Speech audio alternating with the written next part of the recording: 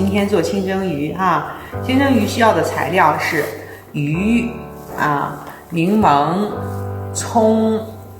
姜、蒜、胡椒、盐、蒸鱼豉油、橄榄油、生抽和白醋。做的这个鱼的材料呢，就是姜丝啊，姜要切成丝，这个葱和蒜都要切成末末，葱和蒜最后用，姜丝呢现在要用。先把这个鱼要做清蒸鱼嘛，先要给它那个划几刀，正面反面都要划几刀，划几刀之后呢，给那个还要抹一点盐，这个身上抹一层盐，这样它才能入味儿。肚子里也要抹点，好，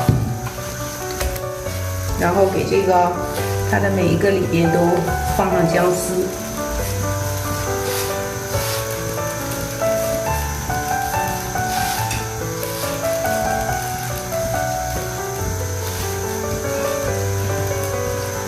看这个水开了啊，开水，然后呢，把莲子放进去，把鱼放进去，然后给它盖上盖子，不用特别大的火，中火就好了。基本上这么大的鱼10分钟，10分钟之后我们开盖儿，它就熟了。现在鱼已经好了，我们从锅里取出来，取出来之后，你看这个鱼底下有水，要把这个水倒掉啊。水倒掉之后呢，是葱把葱放上去，把葱放上去，把蒜也放上去都放到它的鱼身上。然后我们要用的材料呢是，你要倒一点生抽里边，我们刚才只是放了盐是吧？现在要在鱼身上淋点生抽，这是生抽，还要放一点蒸鱼豉油，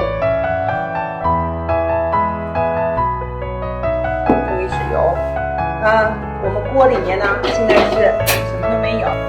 放上橄榄油，倒上橄榄油，再放一点油60%热的时候，放一点青花椒就是一条鱼呢放个不要超过10粒吧，5、6粒就可以了。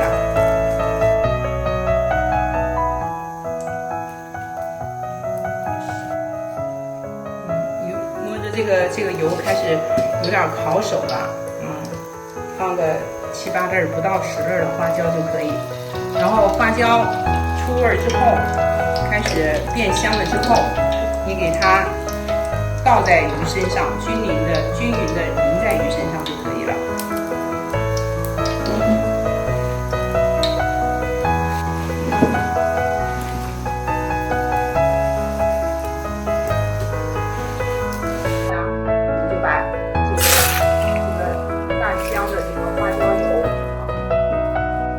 鱼身上，均匀的淋到鱼身上，好，香味出来了然后呢，最后一步，你看到这个柠檬是吧？要把柠檬给它挤一点放上去，柠檬水挤个1/4这么小瓣就可以了，放它身上就可以解腻去腥增鲜等等。好了，那这个鱼就做好了，我们先来看看怎么样现在来看看怎么样，是这样的，就可以吃了。